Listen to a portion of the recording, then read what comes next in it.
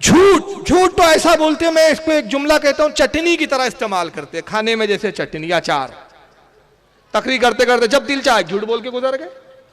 आइए एक नए, अभी चूजों में से, अंडे में से एक चूजे निकले हैं अभी हाल ही में।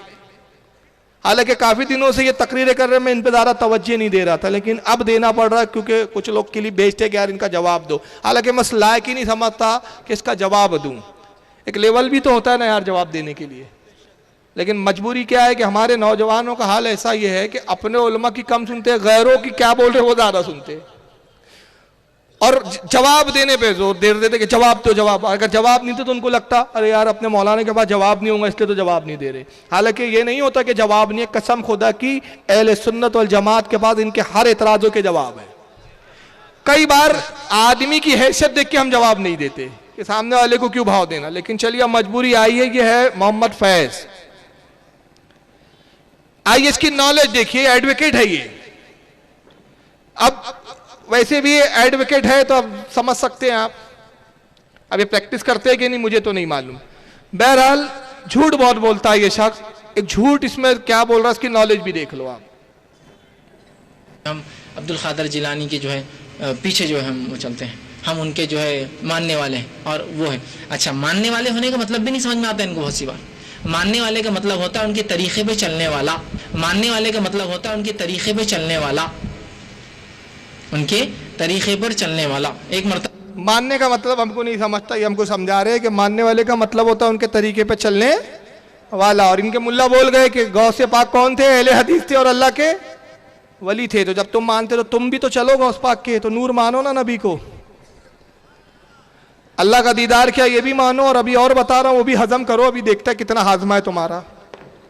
अब देखिए इसकी सुने, अब यहाँ से लनफन उसकी शुरू हो रही है। जो है मैं एक मुकाम पर दर्स कुरान लिया करता था, वहाँ लोगों ने बहुत खिलाफ वर्जी की और एक बार तो क्या किया, पेंट में ब्लैक कलर का पेंट अपनी मस्जिदों के बाहर मारा और वाइट कलर पेंट में लिखा ये रफ़ादन करने वाले, ये हरामकारी करते, ये आमीन बिल जहर वाले, ये हरामकारी करते, इनको मस्जिदों से निकाल दो, ये जानी है, हज़रत उमर को गालियाँ देते हैं, पूरा ऐसे। और पूरे मस्जिदों ने प्लान करके एरिया में लगा दी।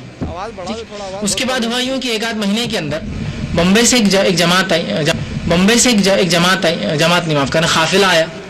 हाँ, ये काफिला यानी दावत इस्लामी वालों का काफिला था। कहाँ से आया वो? बम्बई से, आपके बम्बई से। अब यहाँ से उसका लनफन सुनो। अब सुनिए यहाँ से। बम्बई से एक जमात आई, बम्बई से एक जमात आई, जमात नहीं माफ करना, काफिला आया। अब वो काफिला आया, उस इलाके के अंदर रुका। जमात और काफिले का फ़र्क शायद आप समझते हैं, ठीक? तो काफिला आया, जब काफिला आया वहाँ रुका तो मुझे पता चला वो काफिला जो है अब्दुल क़ादिर जिलानी के ख़ानदान से होने का दावा करता है। उनमें कुछ ऐसे लोग थे जो उनके ख़ानदान से दावा करते होने का। मैंने कहा ठीक है, बहुत अच्छा मौका मिल गया। मैंने एक गुजारिश की और एक थोड़ी देर का टाइम मांगा कि मुझे आप लोगों के साथ टाइम चाहिए कुछ। उन्होंने वो टाइम दिया। जब मैं वहाँ गया उनसे मिलने तो वो एक दरगाह में खड़े थे और दरगाह में खड़े कि खूब बुरा और भला बोल रहे थे। वो जो जिम्मेदार थे जो अब्दुल क़ादिर जिलानी ख़ानदान के थे, वो कह रहे थे कि ये जो गल्ले तुमने दरगाहों के सामने लगाए हैं ये तुम बदनाम कर अल्लाह के वलियों को। ये भीख मांगने थोड़ी आए थे अल्लाह के वली, तुम इनके नाम पे धंधा कर रहे हो, चंदा करो, ये करो। खूब चिढ़ रहे थे, मतलब हटाओ बोल रहे थे, ये सब चीज़ें नहीं होना। ये अल्लाह के वली तो दुनिया छोड़ कर आए थे और तुमने पूरी दुनिया बसाने के तरीके बना लिए इसके ऊपर। चिड़चिड़ कर रहे थे, मतलब जेन्युइन दिख रहे थे अपने अकीदे में, जो भी उनका अकीदा था, लेकिन वो खालिस थे अपनी उस नीयत। बहरहाल उसके बाद मैंने मुलाकात की। मैंने कहा आप अब्दुल क़ादिर जिलानी ख़ानदान से, और जब अब्दुल क़ादिर जिलानी ख़ानदान के होंगे तो मुझे पता है ये शाफ़ई होंगे। अब्दुल क़ादिर जिलानी रहमतुल्लाह वो हनफी नहीं थे, शाफ़ई थे। अब्दुल क़ादिर जिलानी रहमतुल्लाह वो हनफी नहीं थे, शाफ़ई थे। तो मुझे पता ये शाफ़ई होंगे ही बंदा, तभी अब्दुल क़ादिर जिलानी के ख़ानदान। और मेरा गेस्ट बिल्कुल राइट था, वो शाफ़ई थे और वो नमाज जब पढ़, उनका गेस्ट बिल्कुल राइट था। अभी सुनो कितना गेस्ट राइट था, आगे बताऊंगा। बड़ी तरह फ़ैदन किया। उसके बाद मैंने उनको मस्जिद से बाहर लाया। मैंने कहा शेख आप इतने बड़े इलाके में आए, ज़रा चल के कुछ मस्जिदों की ज़ियारत कर लेंगे, वहाँ दरगाहें भी थी। कहा चलिए। जब ले गए तो एक मस्जिद साहब मैंने खड़ा कर दिया उनको, राफ़ा करने वाला आराम काम कर रहे। शेख क्या लिखा हुआ है देखिए, आमीन बिल झरने वाला फला फला। जब उन्होंने शुरू किया वहाँ एक एक मुतवल्ली को बुरा भला बोलना, सबको जमा की, सब इधर आओ, बड़ी दरगाह वाले, छोटी दरगाह वाले, ये वो सब, क्या है सालो, क्या है सालो, तुम ये कर रहे। बोले अब्दुल क़ादिर जिलानी को गालियाँ दे, पिराने पीर को जिसके पीछे तुम जन्नत में जाने वाले वो तफादन करते थे और तुम उनको गालियाँ दे रहे, तो सब तोबा तोबा गलती हो गई जल्दी। और उसी दिन पेंट पूरा वापस पेंट पूरा ढाल दिया। बोले नहीं बहुत बड़ी गलती होगी, अल्लाह माफ़ करे। उनको खुद नहीं मालूम कि अब्दुल क़ादिर जिलानी जो है वही शाफ़ई थे, हनफी नहीं थे मसलकन। उनको खुद नहीं मालूम कि अब्दुल क़ादिर जिलानी जो है वही शाफ़ई थे, हनफी नहीं थे मसलकन।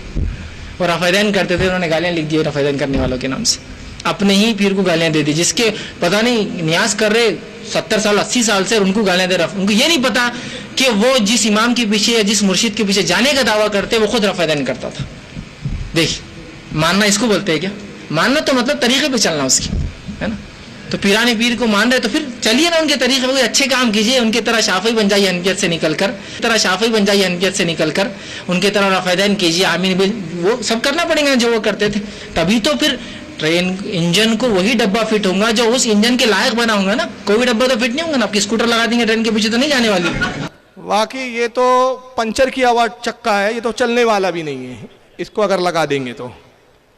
अब आइए झूठ लनफन सुने, बड़े इत्मीनान से सुने। यहां से कहानी शुरू किया कि बंबई से काफिला आया, और काफिला और जमात में आपको फर्क तो मालूम होगा, जमात तबलीगी जमात वाली, काफिला दावत इस्लामी वाली।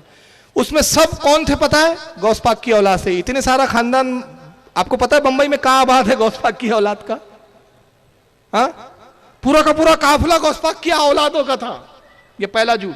अब वो आया वहां पर तो सुन्नियों ने क्या किए थे, वहां पेंट लगा दिए थे, पेंट से लिख दिया था दीवारों पे मस्जिद की कि अहले हदीस जो है वो काफिर है, गुमराह है। क्यों? वो रफ़ादैन करते हैं, अबू बकर सिद्दीक को गालियां बकते, ये बकते हैं, वो बकते हैं।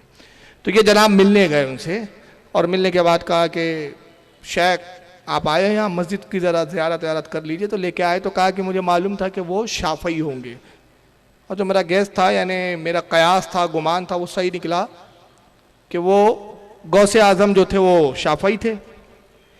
इस जाहिल, और फिर बाद में उस पर तफसीरा भी बार बार कर रहा है कि इनको खुद नहीं मालूम कि हनफी नहीं थे, शाफ़ई थे, शाफ़ई थे। तो जब गौस पाक को मानते तो शाफ़ी बन जाइए, हनफियत से निकल के पूरे शाफ़ी हो जाइए। मानना इसको कहा जाता है। आप हज़रत मूसा को भी मानते हैं कि नहीं मानते? यहूदी बन जाएंगे। ईसा अलैहिस्सलाम को मानते हैं कि नहीं मानते? आप क्या बात है, ईसाई बन जाएंगे।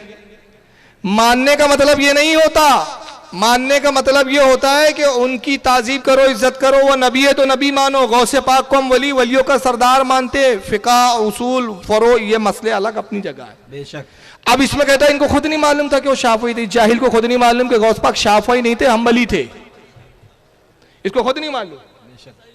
अब बार बार रिपीट करो शाफ़ई रे शाफ़ई। अब जाहिल पूछे खुद नहीं मालूम कि हम्बली थे, शाफ़ई नहीं थे, तो पहले तो अपनी नॉलेज बढ़ा तू। अब उसके बाद शेख को बुलाया उन्होंने, और शेख से कहा कि दीवारों पे लिखा। और शेख बड़े गुस्से में आ गए, ये क्या लिख दिया गौस पाक को ये। तो वो शेख सुन्नी थे, तो उनको इतनी तो अकल होती कि भाई ये जो रफ़ादैन और ये लिखा हुआ है, आमीन जोर से बोलना, ये सब जहन्नमी है। गरीब नवाज को जो है हज़रत उमर को गालियाँ देते, अबू बकर को, तो ये शाफ़ई नहीं देते, ये गैर मुक़ल्लिदीन देते हैं। तो ये रफ़ादैन के ताल्लुक से गैर मुक़ल्लिदीन को लिखा गया है, ना कि शाफ़इयों को। अगर आप शाफ़ई बन के रफ़ादैन करें तो हमें कोई एतराज़ नहीं है, आप तकलीद के साथ करें, कोई एतराज़ नहीं। मगर आप खुद गैर मुजतहिद होकर अपनी हैसियत के बाद इज्तिहाद की बात करके बात करोगे तो हम तुमसे बात करेंगे। अब उसके बाद कहता है कि जब आप गौसे पाक को मानते हैं तो शाफ़ई बन जाइए, क्योंकि वो शाफ़ई थे, हालांकि वो शाफ़ई नहीं थे, हम्बली थे। अब वो रफ़ादैन करते थे तो आप भी रफ़ादैन कीजिए। आइए अब मैं बताता हूँ कि वो और भी बहुत कुछ करते थे जो गैर मुक़ल्लिदीन नहीं करते। चुनांचे वही गुनियतुत तालिबीन जो इन्हीं के इदारे से छपी है, उसी जगह जहां गौसे आजम रदियल्लाहु ताला ने सफ़ा नंबर 61 जिल्द नंबर 1 सफ़ा 61 पर जहां लिखा रफ़ादैन करना, वहीं लिखा है कि नमाज का वो तरीका बता रहे कि नमाज में 25 हयात हालतें हैं। नमाज शुरू करते वक्त रुकू में जाते हुए और रुकू से उठते हुए रफ़ादैन करना, इतना ले लिया, आगे छोड़ दिया। आगे क्या लिखा उन्होंने कि हाथ उठाने के बाद नीचे छोड़ दिया जाए, फिर दाएं हाथ को बाएं हाथ पर रखते हुए नाफ के ऊपर बांधना, क्योंकि हम्बलियों में सीने पे हाथ नहीं बांधना है, हम्बलियों के नजदीक नाफ पर बांधना, और ये भी हनफियों के नजदीक भी है। तो तू सीने पे क्यों बांधता औरत वाला हाथ? रफ़ादैन ले लिया तो हाथ क्यों छोड़ दिया तूने? और फिर आगे कहते सजदा करते हुए घुटने हाथों से पहले रखना, जब सजदा करे तो पहले घुटने रखना और हाथ बाद में रखना, जबकि गैर मुक़ल्लिदीन पहले हाथ रखते हैं, घुटने बाद में रखते हैं। यह क्यों नहीं किया? आइए सफ़ा नंबर इसका जिल्द नंबर 2 का सफ़ा नंबर 393 देखो उसी किताब का। गौस पाक क्या फरमाते हैं, जब रमजान का चांद नजर आ जाए तो उसी रात से तरावी की नमाज शुरू कर दी जाए, क्योंकि वो रमजान की रात है। तरावी नमाज इशा के फर्ज और फिर 2 सुन्नतें पढ़कर अदा करनी चाहिए, क्योंकि सुन्नत तरीका यही है। तरावी की 20 रकात है। सुभान अल्लाह, सुभान ये कितनी पढ़ते हैं? 8। तो गौस पाक को तू मान रहा है कि हम मान रहे हैं? वाह, बेशक हम मान रहे हैं। ये बैठ तो जाए कभी यार, कब बैठेंगे? वो दिन कब आएगा? कहते तरावी की 20 रकात है, हर 2 रकात पर सलाम फेरी जाए और फिर 2 सुन्नतें पढ़, फिर 20 रकात के 4 तराविया है, यानी हर 4 रकात का एक तराविया। इसके लिए हर तराविया के बाद कदर तवक्कुफ किया जाए। गौसे आजम कहते 4-4 करके पढ़ी जाए और हर 4 रकात के बाद कुछ रुका जाए और वो जो दुआएं तस्बीहात वगैरह हम पढ़ते हैं वो पढ़ी जाए। इस तरह कुल 20 पढ़ना, तुम तो 8 पढ़ते हो, तो इसको खुद नहीं मान लेंगे गौसे बात क्या